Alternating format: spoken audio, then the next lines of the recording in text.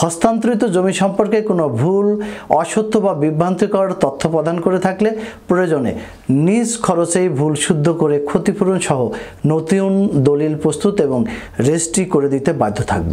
হলফনামায় কিন্তু ঠিক এইভাবেই কথাগুলো বলা থাকে। কাজেই দলিলের মূল কাঠামো বা সত্যের কোনো পরিবর্তন না ঘটলে সাব রেজিস্ট্রার কিন্তু এই ধরনের ছোটোখাটো ভুল সংশোধন করে দিতে পারেন। এটাকেই ভ্রম সংশোধনী দলিল বলে। কিন্তু জমির দলিলদাতা যদি মৃত্যুবরণ করেন তাহলে তার মৃত্যুর পর ওই জমির যারা ওয়ারিশ ছিলেন আপনার দাবি অনুযায়ী উক্ত দলিল তারাও কিন্তু সংশোধন করে দিতে পারেন। তবে ওয়ারিশটা সংশোধন করে দিতে অনিচ্ছুক হলে এই ভুল সংশোধনের জন্য আপনি সুনির্দিষ্ট প্রতিকার আইন 1877 সালের 31 ধারা অনুযায়ী উপযুক্ত আদালতে দলিল সংশোধনের জন্য একটি মোকদ্দমাও দায়ের করতে পারবেন।